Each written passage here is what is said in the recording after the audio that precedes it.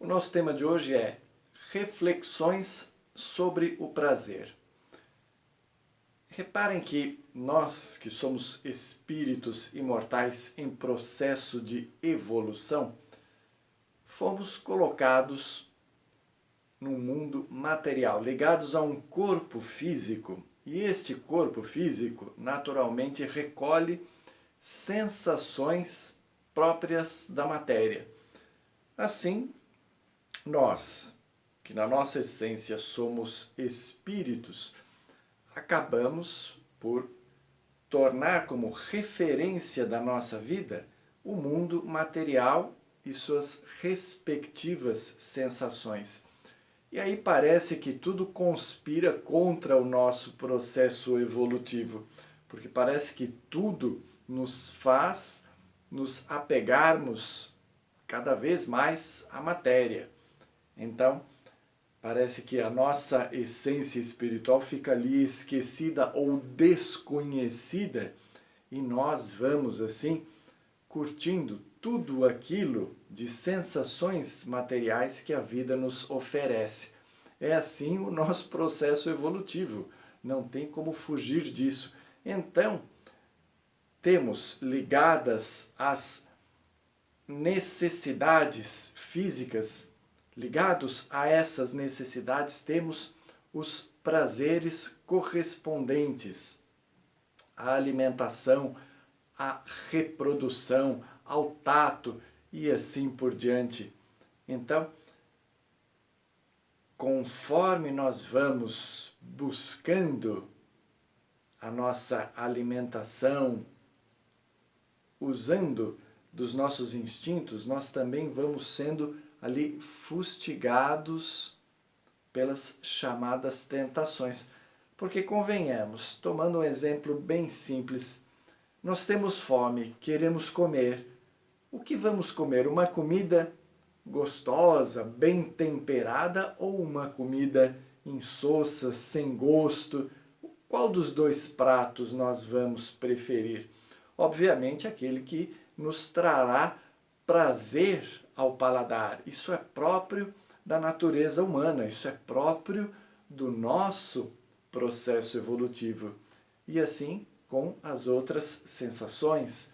Naturalmente, quando desabrocha no ser humano o instinto sexual, ele não vai apenas buscar o prazer sexual ou a realização sexual pensando na reprodução. Aliás, ultimamente é o que as pessoas menos pensam. Elas pensam justamente numa outra coisa, em como não procriar para continuar desfrutando do prazer sexual sem a responsabilidade de ter filhos. E assim também vamos, sem querer ou querendo, vamos nos apegando ao prazer da sensualidade. E isto também é natural, também faz parte do nosso processo evolutivo. E isso se expande porque surgem outras sensações capazes de nos darem prazer no vício da droga, do tabaco, do álcool e assim por diante, de modo que chega um ponto em que não dá para dizer se é um prazer meramente sensorial ou se é também um prazer para a nossa alma. A nossa alma, ainda atrasada, precisa desses prazeres para ficar equilibrada. É assim que, gradativamente, nós vamos nos autoeducando. Por quê?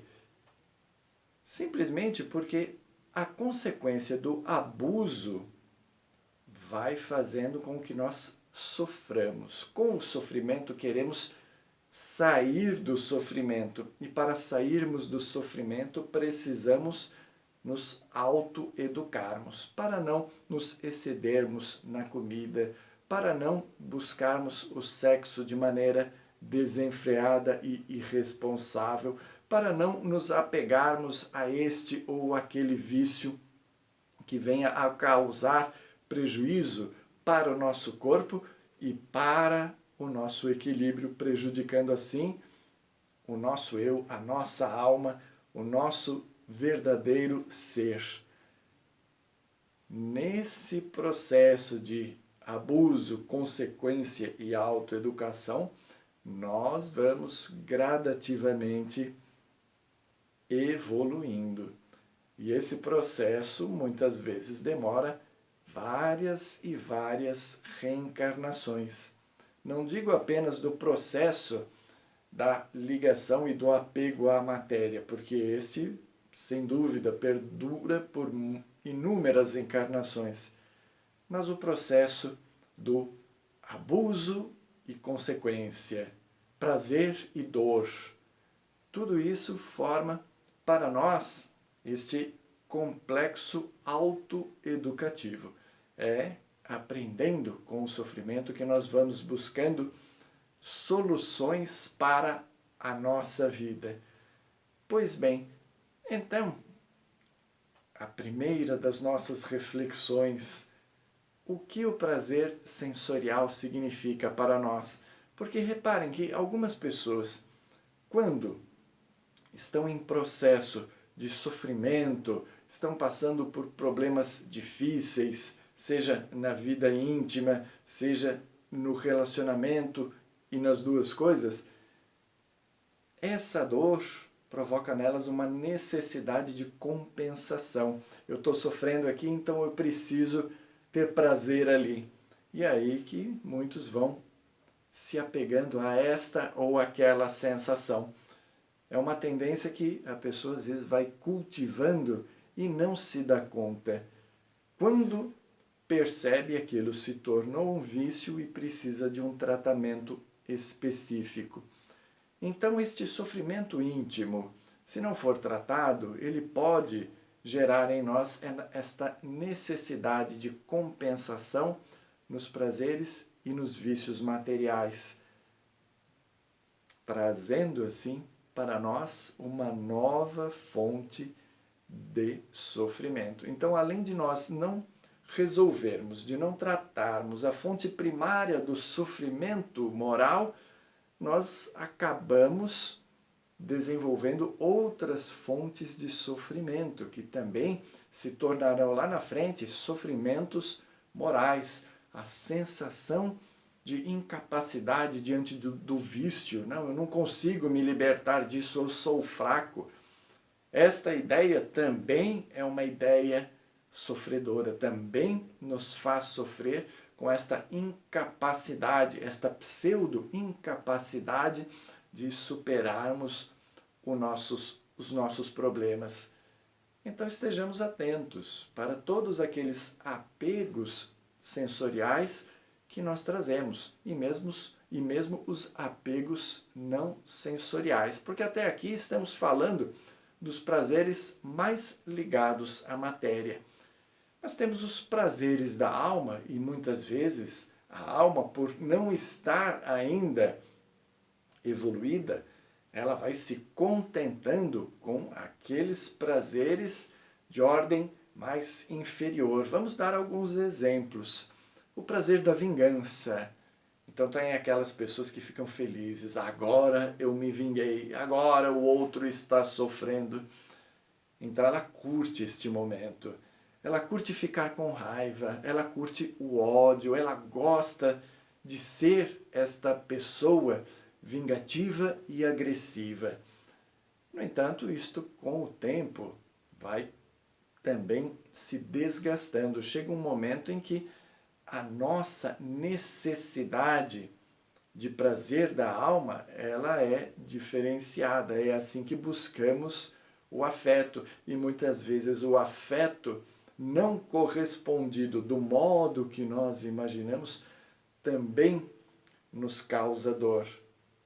Então, a criatura, ainda atrasada, buscando os prazeres da alma, muitas vezes estes prazeres estão circunscritos àquilo que lhe dê um sentimento de maior valia. Então ela busca na competitividade, eu ganhei do outro, sou melhor que o outro. ela busca no poder. Olha, eu tenho poder, eu mando, eu desmando, eu domino. Busca na posse do dinheiro. Olha, eu sou mais rico, eu sou invejado, eu estou acima de outras pessoas. Busca também na beleza física. Olhe como eu sou lindo, maravilhoso, em comparação com aquelas outras pessoas feias, horrorosas. Então a pessoa também vai julgando-se superior por este ou aquele aspecto, e esta sensação lhe dá este prazer. Um prazer que, no entanto, ele vai, conforme já dissemos, ele vai se esvaindo com o tempo. Porque o nosso processo é evolutivo e a nossa evolução caminha para um patamar superior. Voltando na questão do afeto, a sensação de ser amado é um dos prazeres da alma que são salutares. Quem não gosta de ser amado? Quem não quer sentir o verdadeiro afeto por parte de outra pessoa? Isto também nos dá a sensação de que valemos algo. Também nos dá esta sensação de maior valia, de que somos importantes. Agora, se nós raciocinarmos um pouquinho melhor, vamos ver que nós, de fato, somos importantes. Se não para esta ou aquela pessoa, nós somos importantes para nós mesmos. As informações dos espíritos nos dão conta que todos nós temos na espiritualidade um anjo guardião, um espírito amigo, que já nos conhece de longa data, que já nos ama. Então, se na nossa vida encarnada está difícil de encontrar alguém que nos ame, com certeza, na espiritualidade, nós temos e teremos esta pessoa. E falamos isso porque se a pessoa está muito mergulhada nesta sensação de não ser amada, se falarmos para ela do amor de Jesus, do amor de Deus, ela não vai entender isso, não vai sentir isso, não vai buscar este amor, porque muitas vezes também não se sente merecedora desse amor. Muito bem. Na esteira da nossa evolução, nós vamos nos iludindo com estas posições de destaque, recebendo a admiração do outro, com esta sensação de estar acima dos outros, nos julgando, assim, seres melhores, merecedores de algo maior. Mas aí nos deparamos com aqueles exemplos de bondade que temos e já tivemos no nosso planeta, espíritos bons que reencarnaram cumprindo tarefas grandiosas no campo da caridade, no campo do amor ao próximo. Olhamos para estes espíritos encarnados, vamos encontrá-los sofrendo humilhações, sendo perseguidos, padecendo de condições materiais das mais pobres, tendo ali corpos físicos que não se destacam, às vezes pelo contrário, corpos onde há a presença da doença, da dor. Vemos essas criaturas sendo desprezadas por aqueles que estão a seu lado e que, portanto, deveriam amá-las. E mesmo assim, são espíritos felizes. São espíritos que encontram prazer em viver. Encontram, assim, um prazer da alma que para eles é insuperável. Não tem nada melhor na vida do que ser bom, do que fazer o bem. Pois é, precisamos também encontrar estes valores para a nossa vida, porque nós, de alguma maneira, já vamos percebendo isso. Por exemplo, quando estamos numa tarefa profissional que condiz com a nossa expectativa, nossa, era isso que eu queria fazer da minha vida, e aí eu estou fazendo, Então isto é um motivo de alegria interior, é um prazer da alma, um prazer legítimo que vai nos levar a realizarmos coisas no âmbito profissional cada vez melhores. E se somos tocados pelo ímpeto, pela vontade, ainda que momentânea, de fazer o bem, aí também temos que perceber como é bom fazer o bem. Porque muitas vezes, quando a pessoa é conduzida a um trabalho voluntário, a esta ou aquela tarefa beneficente, muitas vezes ela vai assim meio que, vou ver o que é, e às vezes a pessoa nem entra no âmbito vibratório da tarefa, ou seja, ela faz a coisa, mas não sente o prazer de ajudar o outro, não sente ali o benefício que o outro está recebendo, não sente esta vibração superior do amor ao próximo naquilo que está fazendo. Portanto, é apenas uma tarefa como qualquer outra e ela não se alegra, ela não sente o prazer efetivo naquela ação. Mas, para aqueles que já sentiram o prazer de ajudar o outro, entrando na vibração do amor, do trabalho em favor do próximo, para esses a situação é bem diferente. Eles terminam a tarefa leves e felizes, ansiando pelo próximo evento onde terão novamente a oportunidade de exercitar o amor ao próximo. E muitos fazem isso realizando coisas, falando coisas, orando, das mais variadas maneiras. Alguns trabalham em benefício da infância, outros em benefício da terceira idade, outros em benefício dos desequilibrados mentais, cada um buscando se identificar dentro de uma tarefa específica, mas realizando algo por amor, vivenciando esta vibração. É assim que nós vamos nos identificando com estes prazeres superiores da alma, levando este amor ao próximo não só para as tarefas, mas para os nossos relacionamentos. Porque tem gente que é feliz na tarefa da caridade, mas extremamente infeliz nos seus relacionamentos familiares.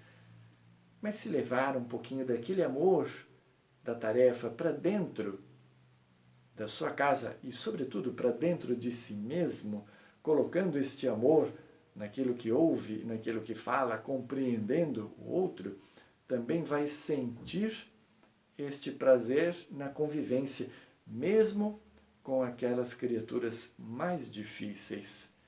Então, ao refletirmos sobre os prazeres da alma, vamos pensar um pouquinho. Quais os prazeres de ordem superior da nossa alma precisam ser impulsionados por nós mesmos? Façamos isso e coloquemos em prática. O resultado será extremamente benéfico para nós mesmos. Que assim seja.